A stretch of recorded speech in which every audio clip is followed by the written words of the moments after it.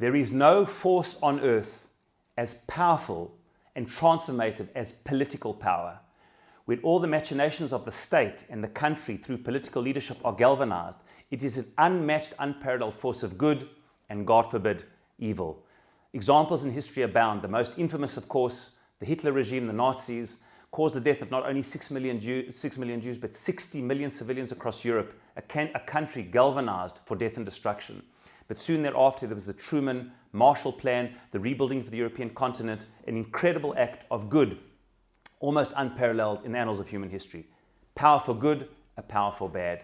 I believe it is this dichotomy at the heart of political leadership which makes the mitzvah to appoint a king in this week's parasha, a political leader, so contradictory and full of so much ambivalence. You see, on the one hand, it's a mitzvah. The Rambam says, quoting Rabbi Yehuda, this is how the Rambam opens his Hilchot Melachim.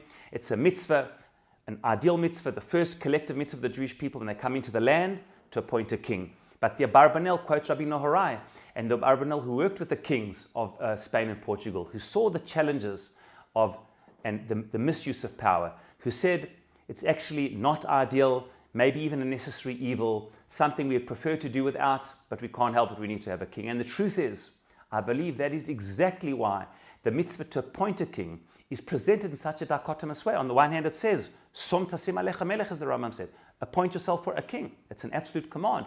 On the other hand, it's presented with a condition. It's only if you ask for a king. And secondly, it's presented in a negative way.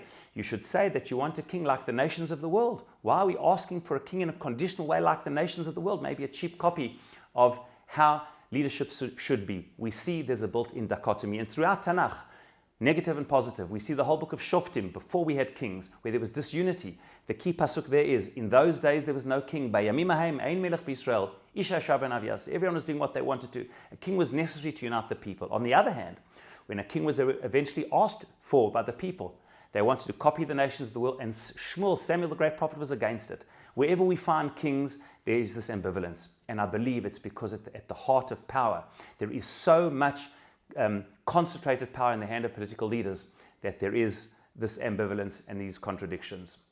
It is for this reason I believe that our parasha is clear about the division of powers.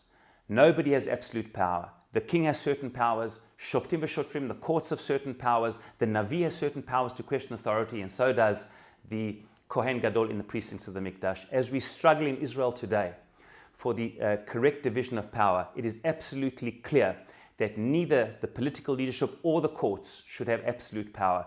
The power belongs to the people, and the people have to find those mechanisms where the power is fairly and equally split, that ultimately the absolute power at the heart of a country and a state is divided in the correct way. And Bezrat Hashem, we hope and pray that this balance of power is achieved so that we can forge a transformative, positive society moving forward. Shabbat Shalom.